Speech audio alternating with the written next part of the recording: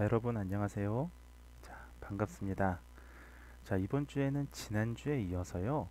자극식별과 자극 일반화라고 하는 이 파트를 배우겠습니다. 교재로는 8장이에요. 자, 자극식별과 자극 일반화 옆에 보면 적절한 행동이라고 적혀 있죠. 자, 그래서 우리가 이번 8장에서 배울 내용은 행동을 단순히 감소시키거나 좋은 행동을 증가시키는 거에 초점을 맞추는 게 아니라, 자, 우리가 행동이 보면 어떨 때는 적절한 행동일 수도 있고 또 똑같은 행동인데 어떨 때는 부적절한 행동일 수도 있습니다. 즉 우리가 때와 상황에 따라서 행동이라는 거는 그 적절하냐 부적절하냐가 달라질 수가 있습니다. 그래서 그와 같은 것들을 학습할 때 사용하는 것이 바로 자극식별과 자극 일반화가 되겠습니다. 자, 그래서 지난 시간에 하셨던 걸 조금 복습 차원에서 살펴보시면요. 우리 지난 시간에 무엇을 배우셨나요? 자, 지난 시간에 크게 네 가지 기억나시나요? 간헐 강화에서 우리가 지난 시간은 행동을 줄이기 위한 간헐 강화 배우셨잖아요. 그래서 잠깐 복습하고 자극식별을 좀 말씀을 드리겠습니다. 거듭 복습을 하는 이유가 이 파트가 좀 개념이 어려워요. 그래서 여러분들이 여러 번 좀 책을 통해서 보실 필요가 있습니다. 자, 그래서 지난 시간에 저비율 차별 강화 간단하게만 말씀을 드리면, 자, DRL이라고 했는데요. 여기서 비율은 횟수를 얘기합니다. 자, 그래서 저 비율이라는 뜻은 낮은 횟수에 대해서 강화한다는 뜻이잖아요. 그래서 자, 반응 빈도가 낮아지면 강화하는 것을 우리가 저비율 차별 강화라고 합니다. 자, 이 저비율 차별 강화에는 두 가지가 있다는 말씀을 드렸고요. 첫 번째가 제한 반응 DRL이라고 해서 이것은 최대로 허용 가능한 반응의 수를 명시하는 것이 되겠습니다. 자, 즉 허용 가능한 문제 행동의 빈도를 명시하는 것이죠. 그래서 여러분들이 좀 그 회기 계획서라든지 치료 계획서를 보시면 간혹 가다가 이제 이런 뭐 DRL이라는 표현을 쓰는 아주 수준 높은 언어 추리스들이 있는데요. 그런 경우는 이것이 허용 가능한 반응, 문제 행동의 수를 표시한 거다라고 생각하시면 되겠습니다. 자, DRL 제한 반응 DRL은 두 개 조건이 충족될 때 사용될 수 있는데 이것도 꼭 알아두세요. 그래서 어떤 행동이 참을 만한 경우여야 되고요. 여기서 말하는 참을 만한 경우라는 건 이 행동이 수용 가능한 정도라는 겁니다. 예를 들면 상대방을 공격하거나 자해하는 행동, 이런 것들은 수용 가능한 행동은 아니잖아요. 왜냐하면 신체를 손상시킬 수 있으니까요. 그래서 그런 행동이 아니라 예를 들면 뭐 침을 뱉는다든지 하는 그런 행동은 그래도 남에게 해를 끼치는 행동은 아니니까요. 신체적으로. 자, 그런 행동의 경우에는 제한 반응 DRL을 쓸 수 있다. 그 다음에 행동이 적게 나타날수록 더 좋은 경우. 그러니까 침을 뱉는 행동은 참을만 하고 실은 침을 적게 뱉거나 안 뱉으면 좋은 거죠. 자, 그런 행동인 경우에 이런 경우는 제한 반응 DRL을 쓸 수 있다. 자, 그 다음에 DRL에는 간격 반응 DRL도 있습니다. 자, 이것은 마찬가지예요. 수가 아니라 이번에는 일정 시간이라고 하는 간격을 초점에 맞춘 것이다. 그래서 포인트는 일정 간격 동안에 행동이 발생하지 말아야 되고요. 그 이후에 일정 시간이 지난 이후에 이 행동이 발생하지 않았으니까 그것을 강화한다면 이것은 간격 반응 DRL이 되겠습니다. 자, 이것은 높은 비율로만 발생하지 않는다면 감소시키고자 하는 행동이 실질적으로 바람직한 행동인 경우에 유용하다라고 말씀을 드렸습니다. 자, 한번 보시기 바라고요. 지난 시간에 또 배웠던 게 반응 빈도 0 차별 강화. 여기서 0은 제로를 뜻한다 라고 말씀을 드렸고요. 자, 이것은 포인트는 정해진 시간 동안에 반응이 아예 없어져야지만 강화를 한다. 자, 이것이 반응 빈도 0 차별 강화다. 꼭 반드시 여러분들 알아두시기 바랍니다. 자, 이것은 행동이 거의 일어나지 않을 때까지 우리가 간격을 정해야 되고요. 강화량이 최소가 될 때까지 지속적으로 늘려나가야 됩니다. 즉 일반화를 할 때까지 늘려나가야 된다. 자, 반응 빈도 0 차별 강화는 결국은 절대 나타나지 않아야 될 그런 행동에 사용하는 거예요. 예를 들면 대표적인 게 자해 행동이 되겠죠. 신체를 훼손하면 다시 회복하기가 어려우니까 이런 경우는 반응 빈도 0 차별 강화를 쓴다 라는 걸 보시면 되겠습니다. 자, 그 다음에 양립 불가능한 행동 차별 강화가 있습니다. 자, 이것은 지난 시간에 설명을 드린 건데 이렇게 길게 설명하느냐라고 생각하지 마시고 복습장에서 꼭 보세요. 자, 양립 불가능한 행동이라는 건 동시에 존재하기 어려운 반응을 얘기합니다. 자, 표적 행동과 동시에 표출할 수 없는 반응이고요. 예컨대 일어서기와 앉기는 동시에 있을 수는 없죠. 일어서면서 앉을 수는 없지 않습니까? 자, 그래서 양립 불가능한 반응을 강화함으로써 특정한 표적 행동을 감소시키는 거예요. 예를 들면 ADHD 아동이 계속 일어서려고 하면 앉는 행동을 강화시키면 되겠죠. 앉아있으면서 일어날 수는 없으니까요. 자, 이런 경우들이 있습니다. 자, 지난 시간에 배웠던 거 마지막으로 대안행동 차별 강화가 있었습니다. DRA라고 하고요. 자, 앞서 보셨던 DRI하고 양립 불가능한 행동 차별 강화랑 유사하지만 자, 이것은 반드시 양립 불가능한 행동을 강화하는 것은 아니다 라고 말씀을 드렸습니다. 그래서 대안이라고 하는 것은 대신할 수 있는 행동을 얘기하죠. 예, 지난 시간에 예를 들었던 것처럼 흡연자인 경우에 담배 대신에 사탕을 무는 것, 이것은 대안 행동에 들어갑니다. 양립 불가능한 행동은 아니죠. 그래서 수능적인 행동을 강화하고 공격적인 행동을 무시하는, 자, 이런 것들이 있습니다. 자, 마지막으로 이 DRA라 DRI는 단순한 소거보다 시행하는 것이 복잡하다는 단점이 있고요. 하지만 이런 행동이 이제 형성이 되고 나면 이런 행동이 오랫동안 유지가 될 수 있다라는 장점이 있다는 걸 지난 시간에 말씀을 드렸습니다. 자, 이번 시간에 배울 거는 자극식별에 대해서는 교재 167에서 168페이지에 좀 나와 있으니까요. 여러분들이 좀 재밌게 보시면 좋겠습니다. 자, 우리는 사실 인생을 살다 보면요, 적절한 시간과 장소에서 반응하도록 학습을 합니다. 즉, 어떤 행동이라는 것은요, 적절한 시간이나 적절한 상황에서 발생하는 경우에만 유익한 경우가 있어요. 그러니까 예를 한번 들어볼게요. 빨간불에 우리가 차가 멈추잖아요. 우리가 자동차 운전을 하면요. 근데 빨간불엔 차를 멈추지만 파란불에 멈추면 어떻습니까? 파란불에 차를 멈추게 되면 이것은 적절하지 못한 거죠. 즉, 차를 운전하다가 멈춘다라는 행동은 공통된 행동입니다만 상황, 빨간불이냐 파란불이냐에 따라서 어떤 상황에서는 멈추는 것이 적절하지만 어떤 상황에서 멈추는 것이 부적절합니다.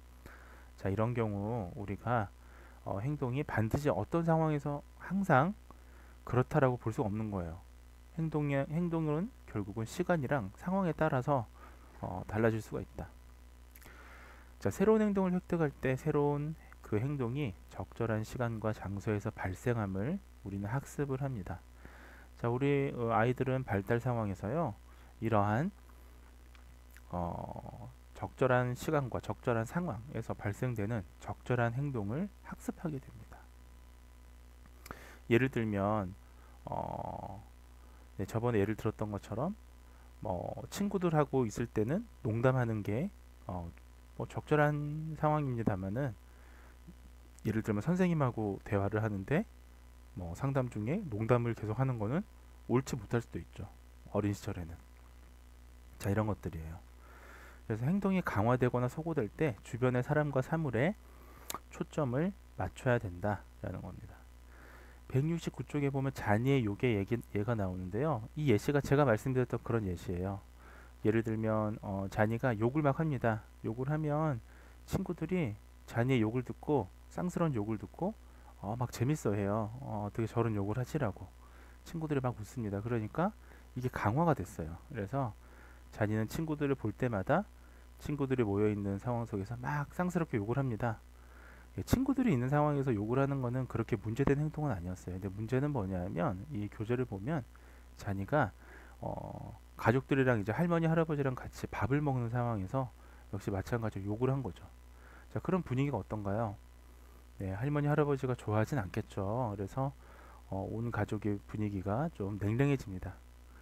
자, 이처럼 사실 주변의 사람과 사물에 우리가 초점을 맞춰서 때로는 그 행동이 강화되기도 하고요, 때로는 그 행동이 소거되기도 합니다. 자, 그러면 우리가 행동 발생의 상황을 한번 세 가지로 나눠서 한번 살펴보도록 하겠습니다. 자, 그럼 행동은 어떨 때 발생을 하느냐? 행동이라는 거는 반드시 선행 자극이 있어야 되고요. 그 다음에 선행 자극 이후에 행동이 발생하는 그 행동 자체가 있어야 됩니다. 그리고 그 행동으로 인해서 나타나는 행동의 결과가 있어야 됩니다. 자, 앞서 그 잔이의 예를 좀 들어보시면요. 자, 선행 자극은 뭐였습니까? 친구들과 함께 있는 상황이었죠. 자, 친구들과 함께 있는 상황에서 자, 행동은 발생을 했습니다. 잔이의 욕이라는 행동이 발생을 했고요. 그 잔이의 욕에 따른 행동의 결과로는 친구들의 환호가 있었죠. 친구들이 막 좋아해주고 박수 쳐주고 그랬죠. 자, 결국은 그 상황은 이렇게 세 가지 상황으로 분석을 할 수가 있는 거예요. 선행 자극, 행동 자체, 그리고 행동의 결과로요. 자, 특정 자극만 있는 경우에는요. 행동이 그런 경우에 강화되면 특정 선행 자극은 행동 발생의 통제력을 가집니다. 자, 예를 들면 169쪽에 보면 오클랜드 초등학교 프로그램 예가 있어요. 아마 이것은 뭐 질문을 하거나 할 때 예를 들면 무슨 뭐 빨간불을 켠다든지 뭐 그런 내용일 거예요. 한번 책을 읽어보시면 되는데, 자, 그런 상황에서 행동이 강화되면 예를 들면 빨간불만 켜줘도 뭐 질문을 한다든지 뭐 하는 상황이 생기게 될 겁니다. 하나의 그 자극을 통제하는 게 되버리는 거죠. 즉 이처럼 특정 자극과 뒤이은 반응의 발생 간의 상관의 정도를 우리는 자극 통제라고 합니다.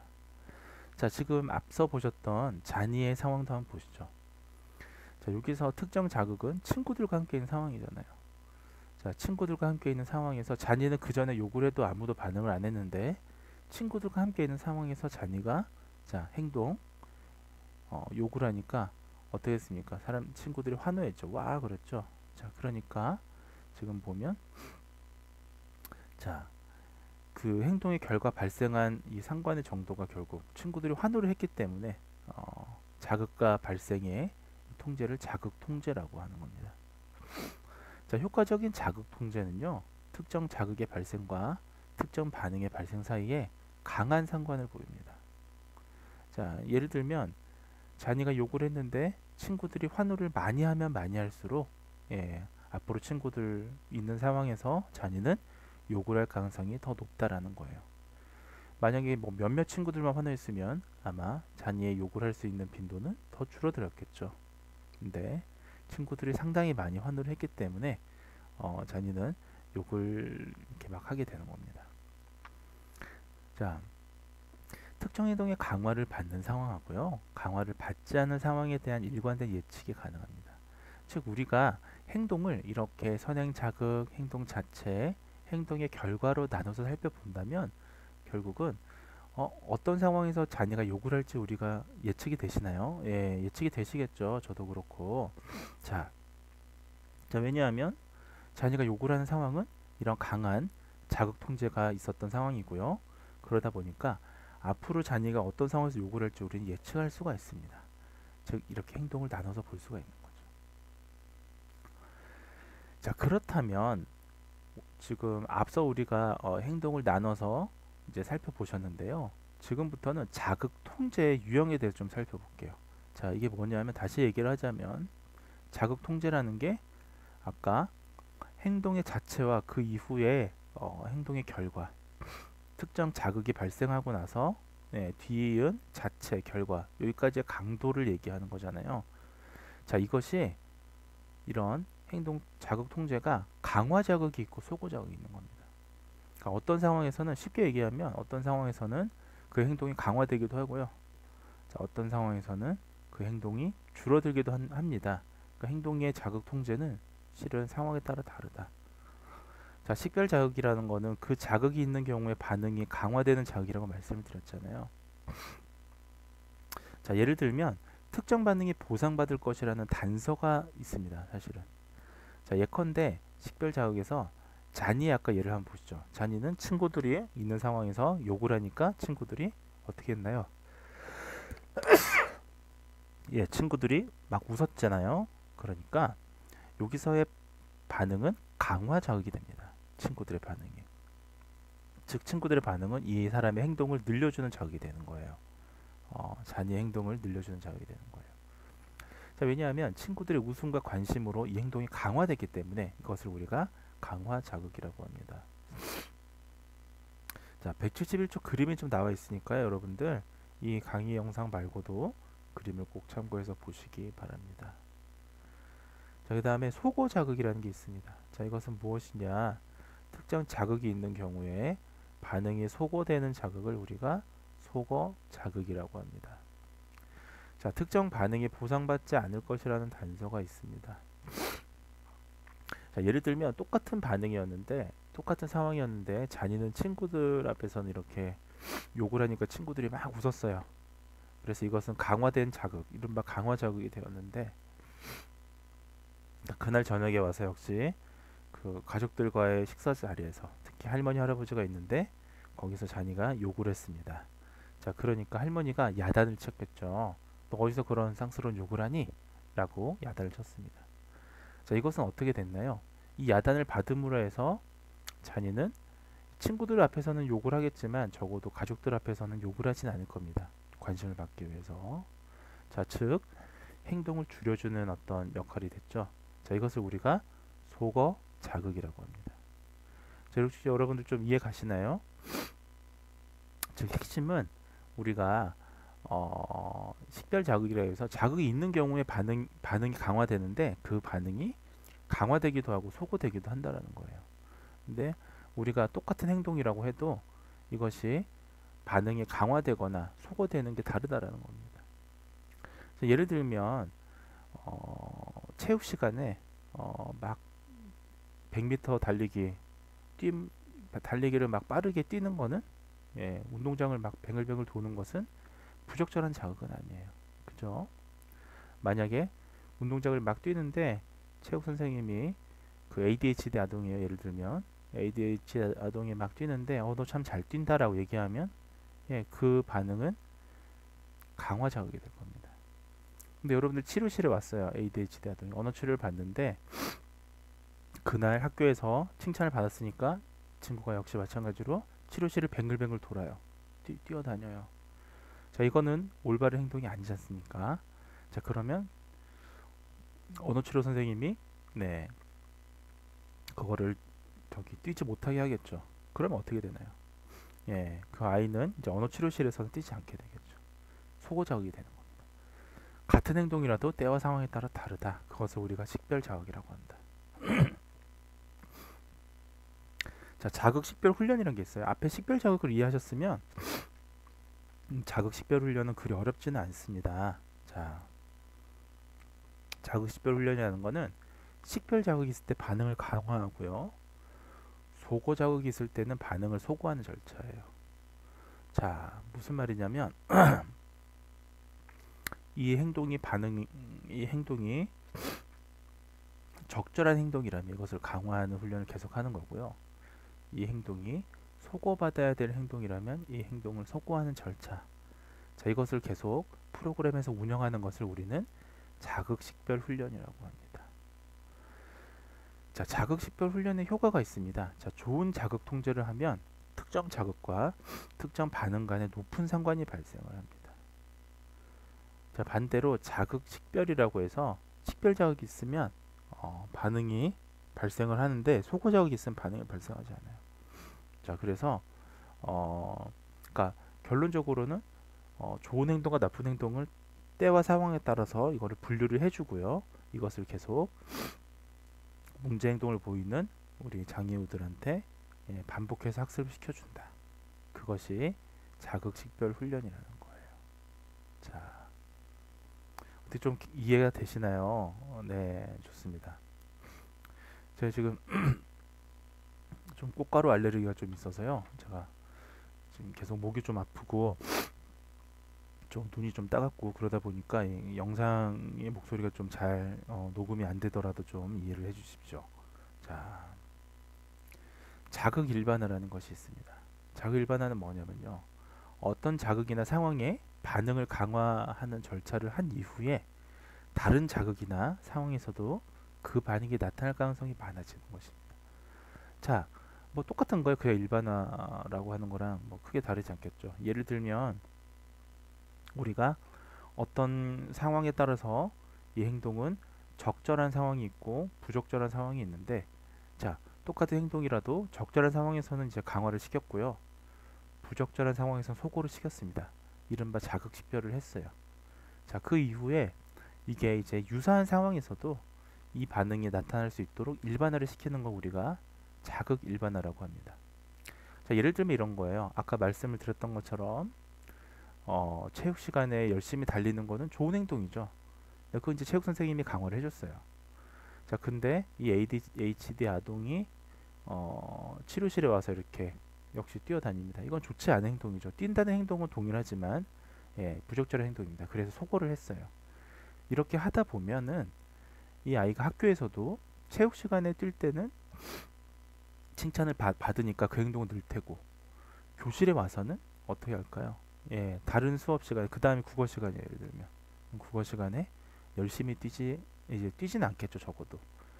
자, 왜냐하면 국어 시간에는 소고를 당하지 않았지만, 자, 체육 시간 이외에 다른 시간에는 뛰면 안 된다라는 거를 우리가 그 아이가 이제 그 자극 일반화가 된 겁니다. 자, 교재 174페이지부터 178쪽에 이제 굉장히 중요한 내용이 나와 있으니까요.